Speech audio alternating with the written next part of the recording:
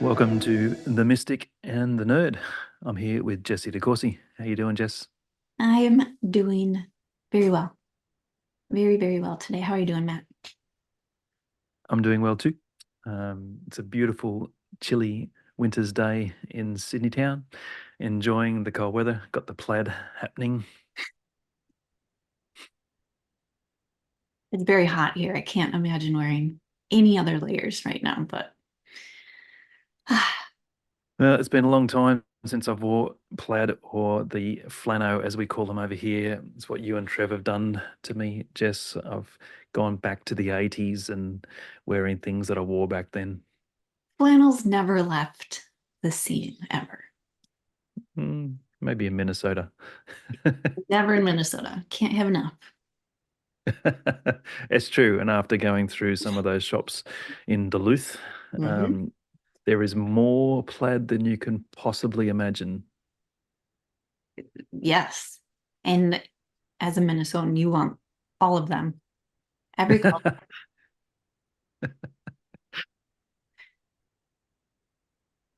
Is what it is.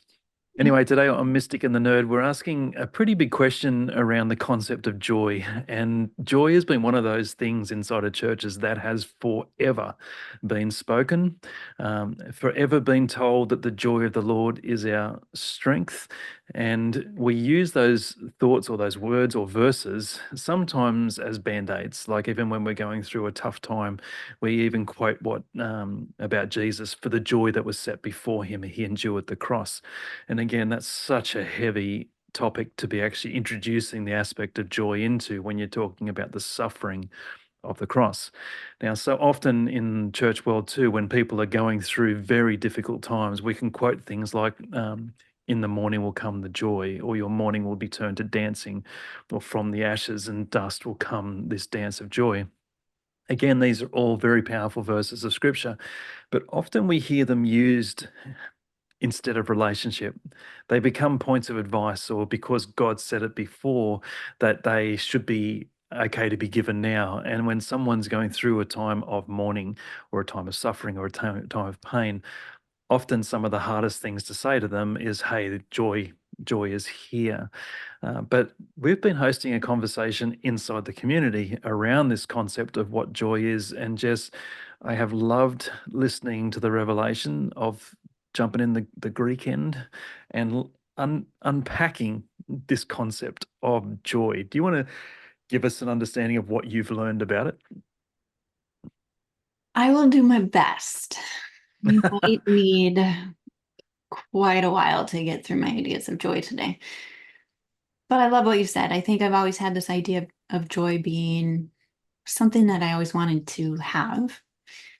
We have those phrases, choose joy. And every day I want to choose joy, but I can't maintain it. I always want to maintain joy, but it doesn't seem to be something that's maintainable. It's very circumstantial, right? It depends on what my circumstances are to know if I'll have joy or not, I guess. But today I was looking as we were diving into some of John. So you guys know we've been spending a lot of time studying John, and we're already all the way to chapter 17. And there's this verse in, I think it's verse 13. And Jesus says, now, however, I'm coming to you and I have spoken in the world so that they may have joy. I sat with this one verse for hours going, I feel like there's something about joy. As much as I feel like I'm learning more about this sense of what joy is. It doesn't mean this hyperactive level of excitable feeling. I mean, it can be, but joy can also be peace. It can be a good cup of coffee. It can be subtle. There can be subtle joy. There's different levels of joy. So I think that's a broad definition of what joy is. But in this moment, when I'm reading things that Jesus came so that we can have this joy, I'm thinking, I feel like there's a biblical joy that I'm missing the meaning to. I think there's more there. So I was just looking at the Greek idea of joy, and it's chara. See my hesitation and even trying to go there today, Matt. Yeah, there's joy now for me It when I say that. doesn't, yeah, I knew it would bring you joy. Oh, next time you're doing this part. And I think that would bring us all more joy if we saw Matt trying to do the maybe you should try it. Maybe this would be beneficial for everyone. Well, I don't want to interrupt your flow. You're in the groove. Well, there's a word family for joy. All these words are very similar if you look at their form, the word form. And there was this thread. I was reading a few articles in this word family of chara, and it's linked to the word grace as well. It's charis and charo. All right, just let me laugh at myself to alleviate the stress of trying to say these words. But there's this link anyway between joy and grace and rejoicing. Those are the three words that I just shared. And someone was linking it together saying he likes to think of it this way. I should have cited it for you all. I'm sorry, I didn't. But he says we have joy, or this kara, because of God's grace, charis, and I rejoice, karo, because of God's grace. And I thought that's really interesting entry point today to come into what this joy is that he gave us if we link it to the idea of grace. And what is God's grace? And does joy come from that concept of what we've been given? I can maintain that, but it just feels like a little more manageable than maybe always trying to chase this bubbly, excitable happiness. What is the peace I get from knowing what Christ has done for me and what he has given us that's beyond our understanding of that level of grace that we have and we carry?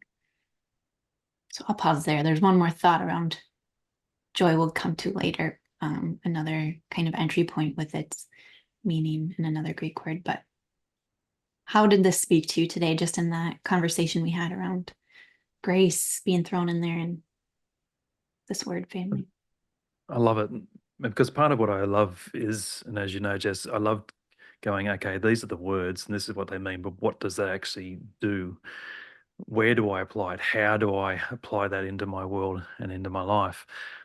Because that for me has often been the blockage inside of the church language where I will hear something and go, yep, I get it. But there's no actual movement into applying it because I just think that I know it. When you say, what is God's grace or what is joy? Anytime you ask people that question, the place of wonder nearly immediately starts up because they're looking for words for something to describe they've only ever heard before. Mhm. And so things like joy and grace are two very powerful topics of any gospel message. But what does it look like? Well, grace when it's lived out, joy when it's lived out, these are the life-giving moments for me. So being in relationship with somebody where there's a high level of grace, which to me means there's no judgment and there's a willingness to listen and engage, right? There's grace that's actually seen, grace that is understood, grace that I can testify to. When I'm in those kinds of relationships, joy is like a byproduct. It just happens. The joy comes from that fulfillment, or as Jesus would talk about, the unity that we have with Him, with God, and with the people that we're in relationship with. For so long, churches have preached that, but it's been very difficult to model that from a personal relationship point of view as far as the church is concerned. So, what I've found in my own experience is as I've allowed people into that part of my world, my life, where they can sit with me, these words of grace are easy now.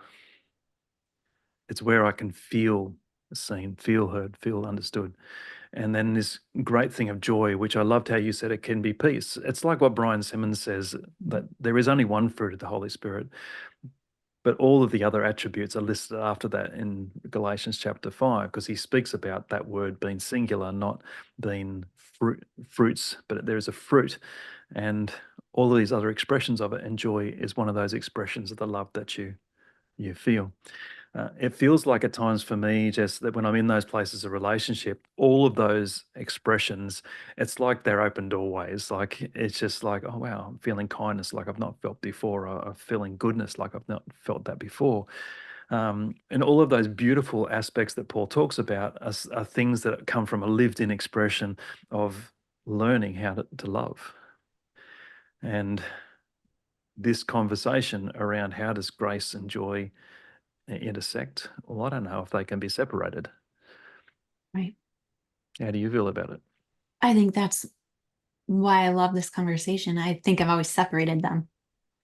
I Yeah. think I think I didn't there was no real link there that I would have naturally gone to until I got to sit with these definitions in this word family and what, like you said, what does that actually mean? It makes it come to life for me of what grace really is. I was associated grace with God's forgiveness because I'm so bad and I'm such a sinner. So I'm so thankful for his grace. But to think of grace in that relational sense of what he's given us through his love, what he came to give to us, um, and the joy. Yeah, it's then I started to understand what that joy was set before him and these big hard concepts that I didn't understand how joy fit into that equation at all. Mm. Now I start seeing that relationship between those two words and the meaning. It gives me a heart language for it, where I think I was coming at maybe with a head language and knowledge of what those words should look like. This made it come to life. Yeah. That's a really good thought too. Because I wonder too, even in my own expressions of church and being in that place where you preach joy, you're preaching it more like a prophecy than a reality. Like you're wanting something that you're not actually experiencing for yourself. And so often with theology, we try and force our lives into a belief system rather than discover who we are and who God is. And so joy becomes these things in theology that are what we're striving for rather than living uh, in the experience of. So Jesus can talk to the disciples about the fullness of joy right before he gets arrested. Like that can't be lost in the conversation of where he introduces joy to them as this fulfilling, beautiful thing. And then, oh, by the way, guys, I'm about to get arrested. And one of my closest friends is about to betray me. For me, any aspect of that conversation, where is the joy in that? Mhm. It's disappeared, it's gone, and there it's no longer present. But Jesus lives from the aspect of joy as a part of who he is, where I've often come from the place of I need joy, I need Mhm. love, I need something, and I kind of feel like Jesus is there going, hey, Matt, already done that. Long time ago, did that, and just wondering if you want to come along and understand this and this conversation that you've opened up on this aspect of joy and grace. It's something that just makes a lot of sense to me. And that I think the word I was wondering today is like, does joy have to be, are we trying to make joy an awareness when it's actually like an awareness right now we want to feel and we don't feel it right now? So yeah, it's like we're chasing down joy. We can't choose it. It's like we're trying to manifest this feeling of joy. And I was thinking if, because one of the definitions, I think it was something around the word awareness for the word joy today and properly the awareness of God's grace. Oh, it was the word awareness that stood out to me. And I thought, is joy awareness? Is that the feeling we have of an awareness of something? But God's tying it to this awareness of what he's already given us. So that's the joy. That's the biblical sense of joy that I'm trying to understand and live from. And what does that look like day to day? It's not as unattainable, I don't think, as maybe I've been making it. I can't agree with that more. See, for me, at times, Jess, if I'm inside for too long, you lose the awe and wonder of creation. Like there are times where I even say to Trish, I just got to get out, even if it's a walk around my suburb, so that I can take hold of something. And whether it's a tiny finch that's on a plant as I'm walking by, I want to stop and go, wow, look at the blue in that finch. Whether it's a mountain or whether it's a kangaroo that we can head out not too far from here and just be a part of the awe and the wonder. There's something about awe and wonder and joy that connects very powerful powerfully for me as well. I find it when I'm on the beach. I find it when I'm out in creation in those places where I'm actually feeling the weather and things like that. So there's these aspects of joy that at times where I'm feeling if I'm hunting for it or I'm chasing after it, I feel like God just goes, just walk out your front door. I'm not saying God's mocking me in any way, shape, or form, but it's that place of just going, just walk out your front door and find me, discover me in somewhere where you're not normally. And there's something inside of that too, Jess, which actually helps me um, ground myself in that place of awareness of the joy that has been set before me, is around me, and has been offered to me every moment of the day. Yes. You know, I'm really passionate about this joy conversation. We've talked about glimmers.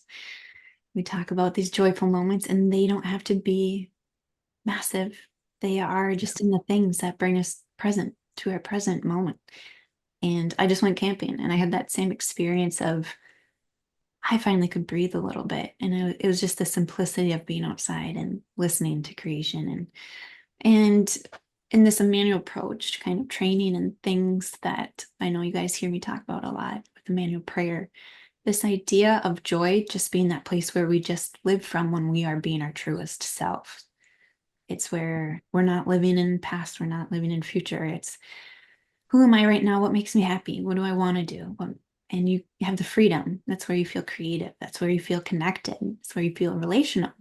You want to spend time with people that you connect with and let that joy flow. And again, it can be an adventurous moment. It can be exciting. You can, do joyful things, but it can just be as simple as a coffee, a conversation. That's joy. So can we go a little deeper? Is that rhetorical? Yes, because you know where I'm going with this. And Go deeper. do we need to give a warning? Like maybe grab a coffee. This would be a good place to pause. Go get a coffee. It's always a good place to pause and get coffee, right? That's true. That's joy. Joy in a cup. Mm-hmm. There's this one place in chapter 17 near the end of the chapter. And Jesus says, I made your name known to them. And I sat with that just a little bit, looking at the Greek. And we've been talking about the word for name is a nomos. And I just kind of accidentally hovered over this word today because I'd already done a study on it. Pretty good one, too. And as I hovered over it, there's just this one little reference that mentioned that there's some connection to it's a derivative of the word ginosko. I can't claim that I have too many vocabulary words in my back pocket at any given time in the Greek and Hebrew. It's amazing how fast you lose those words that you once had. But yada and gnosko or gnoski, those are big words to me. The gnosko is the Greek form of yada. It's just knowledge, to know, to feel, be aware, understand, perceive. But it's that place of experiential knowledge. And I sat in this place of thinking of what God's given us. What is this power? What is this joy? What is this word that he's come to give us? And there's a lot of conversation throughout this gospel about his name and the power and authority of this name and glory and all these things. But as I was looking at that connection and just sitting in the experiential part of what it is to know God, walk with God, the joy of knowing the grace of God. There was a little connection. I think it was in Strong's Concordance that said to also look up another word related, or I'm not sure exactly how they're related. I just do what Strong's Concordance tells me to do. And it's the word oninemi. And if you look at it, it's very similar to the spelling of anoma. And when I clicked on it, I thought it was a mistake because it said to have joy. That was the only definition on the source I was looking at. And I thought, there's what? Of all the words, I wasn't looking at joy at that point. I'd moved on from joy. I was way further in the text. I was looking at knowledge and name and how those two fit together. And joy came back. And I'd started this morning going, God, I want to learn about your biblical joy. Yeah. Like, teach me. I know there's more to this understanding. And then to end in this idea of what is in a name, what is in the character of God, what is it that He's given us in this knowledge of Him and His life that we have received from the Word, from all who have known Him. I love that it comes back to joy. Me too. That's the deep end. Well, this is part of the whole thought around the way we do our life, though, isn't it? Just like even the ancient mystics, they got out in creation to sit in a place of awe, wonder, to be with, to discover the yada, the gnosko. Um, all of those aspects were things that they experienced, and they allowed those experiences to form up so much of the way they connected with God. For many generations, the church lost those experiential moments and they became theological moments. And I don't know about you, Jess, but theological arguments don't bring me a lot of joy. Mhm. They help me define where I'm standing to fight from rather than to discover who the person is that sits opposite me and why they may be disagreeing with me, or what conversation or coffee can I have with them. And I have often found that even in those moments, the opportunity to sit in a place of relationship, understanding, experiential knowledge, and eventually joy becomes part of the expression of the way that we live out our lives. And so the way that you're connecting joy with God's name, um, like it's just precious. Yeah, I think it is. It's that connection piece. It's that relational piece. Because just like joy being one of those words that I read it, there's something power in it, but I don't quite understand it. I don't have the experiential knowledge of what this joy is that He's come to give in the most turbulent times.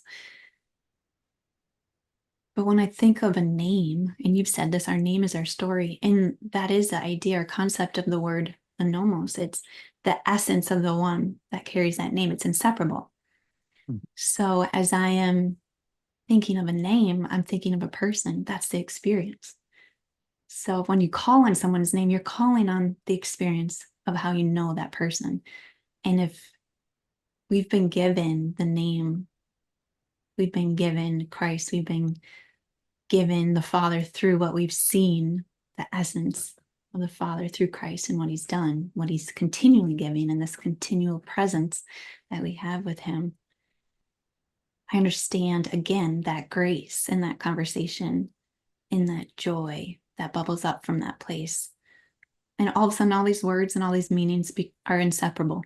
Like I would have never linked knowledge to name before either. And I would have never linked joy into that and what it means, but it tells a story as I look at them and see how they thread throughout the entire Bible. Well, let me ask you a question as an author. Mm-hmm.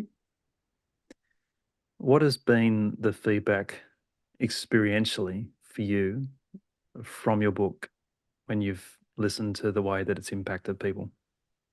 Good question. It's the best thing in the world to have someone share what they've gotten from your story. And the feedback that comes back the most that I love is that people find comfort in being able to read my real struggles and to see where I landed, but they can see themselves and they can relate to the things that I have struggled with or wrestled with or questioned, worked through, the doubts, fears. So it makes it more relatable to their story. And then I think that's it. We get that. There's joy, isn't that? That's maybe joy. It's and grace. People find grace for themselves when we know other people experience the same things. And that gives us that sense of joy or peace, knowing that we're not alone.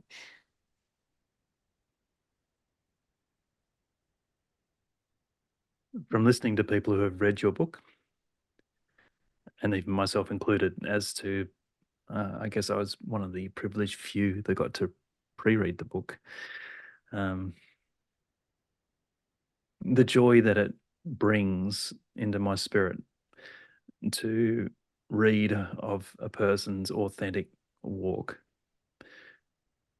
gives me permission to be way more authentic to myself as well. And so when you write, like I know some of the fears or even insecurities that you hung out in for a while as to, is this a thing to do? Mhm. I would say that so much of the joy that has been passed back and forward has empowered you to do it again, yeah? This is recorded, so I don't know if I should answer that. It does. It does. There's fruit. There's something of, yeah, evidence of it being a good thing. And Yeah. that makes you wanna, it gives you some courage to do it again. Yep. And it's that courage can be an expression of joy. Yeah. There's so many things that can be helpful as we do this thing of life and connection and faith together. Grace grows when relationship grows. Joy grows when relationship grows. These are all very powerful aspects, but they start somewhere. And I know when I wrote Eden's Blueprint, fragile was probably the best way you could describe myself. Back in those days you were there, Jess, when I published it, as to, my goodness, what on earth am I doing? Feeling very much out of my depth, feeling very much, yeah, scared. Put it lightly. Yes. Yeah. But I think this is part of the wonder of relationship and the way that God has made it. And so even with Jesus, so come John 17, he spent 3 years with these men. And because he grew up in Galilee, who knows, he might have spent more time with them and had more relationship with them as well.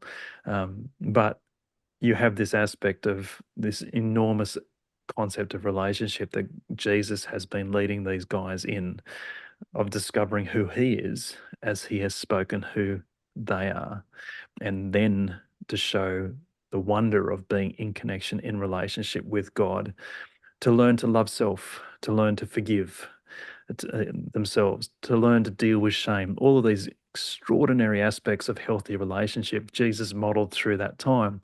But often, as biblical teachers, we skip over that to get to the lesson of that verse or to get to the lesson of that story. And so I love these, I love what you're doing in the aspect of joy. And I'd be seriously interested in reading a book that Jessie DeCorsey wrote on all things joy. There could easily be a book on joy, on all the different facets of joy, where it comes from, what it feels like, what it doesn't feel like, what blocks Well, everyone watching, we heard it here first out of Jessie's mouth. it. There's a whole book on joy. I might not author it, but someone should.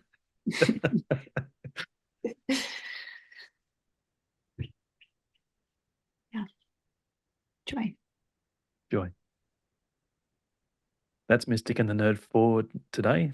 Thanks for hanging out with us. It's been a joy, Jess, as always, to hear what goes on inside of your brain and how you're navigating some of these extraordinary revelations that God is pouring into you. Thanks. Thanks for watching, you guys. We love you. Mystic and nerd. I don't know who's the mystic or nerd today. Usually a little of both. Little of both. Love you all. Bye for now.